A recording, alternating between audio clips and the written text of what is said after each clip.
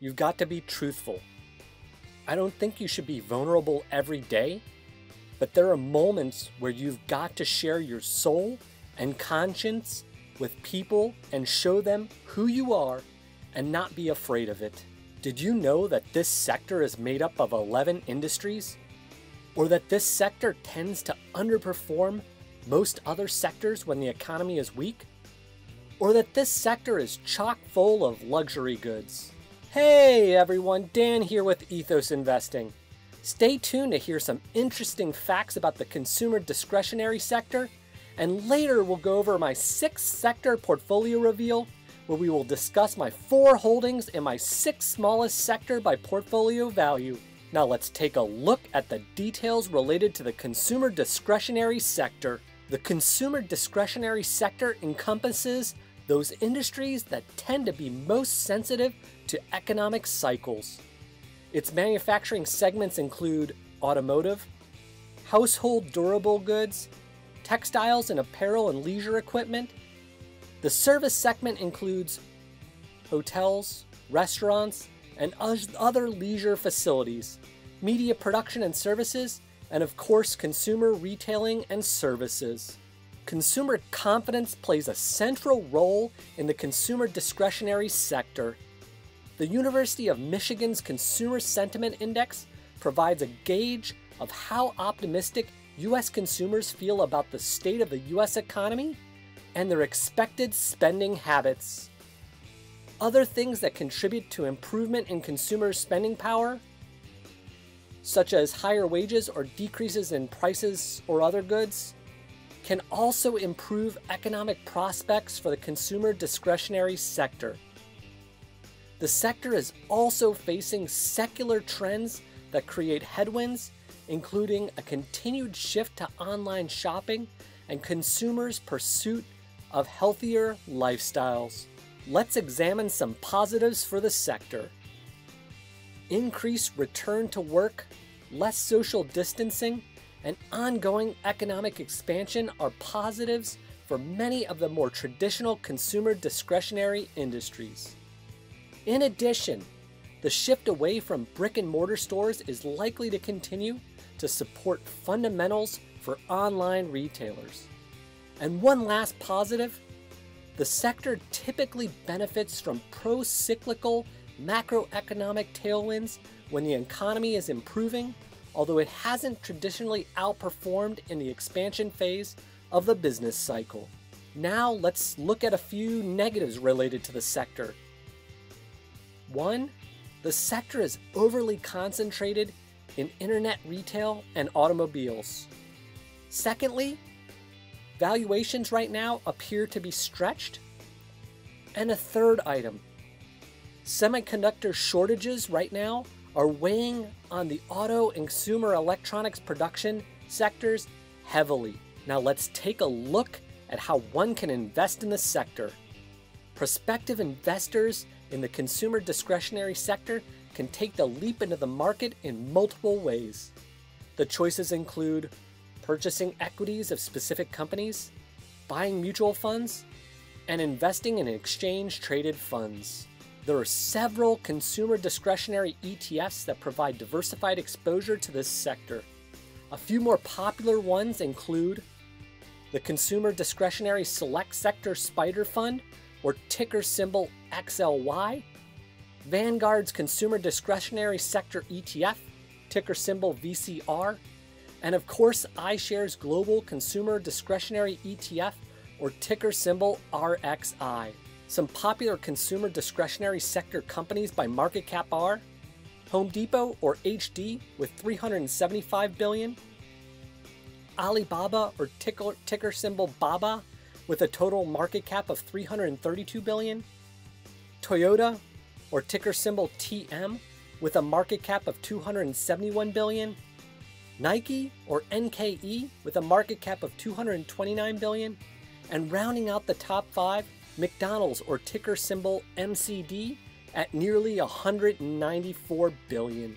If you feel this content is going to help you on your investment journey, please hit the like and subscribe button and turn on the bell notification so I know that you are following me. Now let's take a look at the 4 dividend consumer discretionary sector holdings in my portfolio. We will start with the smallest position first. Did you know that this company's founder served as a mayor of Carthage, Missouri from 1906 to 1912? Any ideas on which company this might be? Comment below after the video finishes and let me know if you got this one correct. The company is Leggett & Platt. Leggett & Platt was founded in 1883 and is based in Carthage, Missouri. Leggett & Platt Incorporated designs, manufactures, and markets engineered components and products worldwide. It operates through 3 segments: bedding products, specialized products, and furniture, flooring, and textile products. The company offers steel rods, drawn wires, foam chemicals and additives, inner springs, specialty foam, private label finished mattresses, mattress foundations, wire forms for adjustable beds, industrial sewing and quilting machines, and mattress packaging and glue drying equipment, as well as machines to shape wires into inner springs for industrial users of steel rods and wires. It also provides mechanical and pneumatic lumbar support and massage systems for automotive seating, seat suspension systems, motors and actuators and cables, titanium, nickel, and stainless steel tubing, form tubes, tube assemblies, and flexible joint components for fluid conveyance systems. Further, it offers carpet cushion and hard surface flooring underlayment, structural fabrics, and geo-components to manufacturers of upholstered and office furniture, flooring retailers and distributors, contractors, landscapers, road construction companies, retailers, government agencies, and mattress and furniture producers, as well as manufacturers of packaging, filtration, and draperies. Now let's take a look at my holdings. I am currently holding 17.235 shares of Leggett & Platt. At a current dividend yield of 4.44%, Legg drips $28.95 a year into my hybrid portfolio composed of both single stocks and ETFs. Did you know that this company funds a project at Duke University? Any idea in which company this might be? Comment below after the video finishes and let me know if you got this one correct. The answer is Home Depot. Home Depot was incorporated in 1978 and is based in Atlanta, Georgia. Home Depot operates as a home improvement retailer. It operates the Home Depot stores that sell various building materials, home improvement products, building materials, lawn and garden products, decor products, as well as provides installation, home maintenance, and professional service programs to do-it-yourself and professional customers. The company also offers installation programs that include flooring, cabinets and cabinet makeovers, countertops, furnaces and central air systems and windows, and professional installation in various categories sold through its stores and in-home sales programs. In addition, it also provides tools and equipment rental services. As of 10 August 2021, the company operated 2,298 Home Depot retail stores in all 50 states and the District of Columbia, Puerto Rico, U.S. Virgin Islands, Guam, 10 Canadian provinces, and Mexico. Now let's take a look at my holdings. I am currently holding 3.271 shares of Home Depot.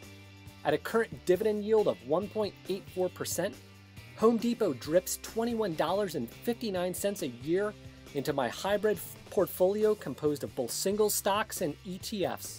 The second largest holding in the consumer discretionary sector within my portfolio will likely be no surprise to most. Let's check out a quick fact and see if you can name the company. Did you know that this company's name was inspired by Moby Dick? Any guesses? The answer is Starbucks. The company was founded in 1971 and is based in Seattle, Washington.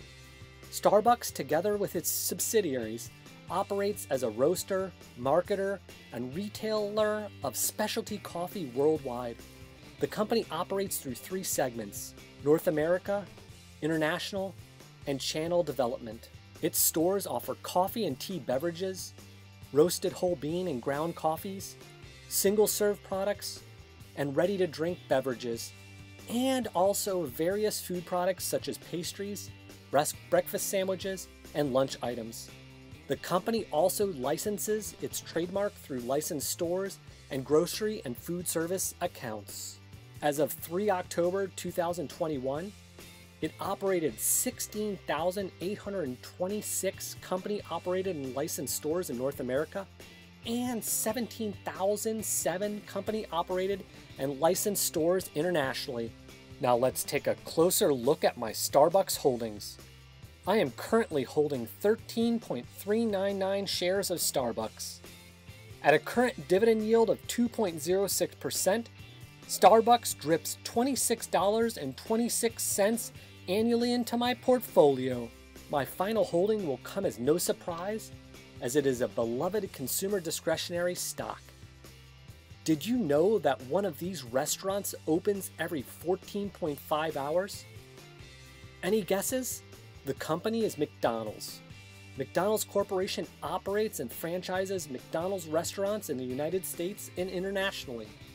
Its restaurants offer various food products and beverages, as well as a breakfast menu. As of 31 December 2020, the company operated 39,198 restaurants. McDonald's Corporation was founded in 1940 and is based in Chicago, Illinois. Now let's take a closer look at my McDonald's holdings. I am currently holding 7.479 shares of McDonald's. At a current dividend yield of 2.12%, McDonald's drips $41.28 annually into my portfolio. As a sector, my consumer discretionary positions account for only 0.78% of my total hybrid portfolio holdings, with a value of approximately $5,047, with the 4 companies accounting for a total drip of $118.09 annually. As I mentioned in my previous 5 portfolio sector reveals, the goal continues to be to add around $3,000 a month to the portfolio through the end of 2022. Keep an eye out for my next portfolio sector reveal. Please comment below what sector you think will be next. If you missed my first 5 portfolio sector reveals on energy, communications, financials, utilities, or industrials, please check them out. I'll leave links to the videos in the description. As always, lead the way, motivate others around you, remain physically and mentally resilient, foster a positive investing ethos, be pragmatic, and have fun achieving your goals. Thank you so much for watching, and see you next time. Remember, I am not a financial advisor. The opinions expressed in this video are solely for educational and entertainment purposes only. Any stock purchase I show in videos should not be considered an investment recommendation. Investing involves risk, and you should do your own research. For investment advice, please seek the counsel of a financial advisor.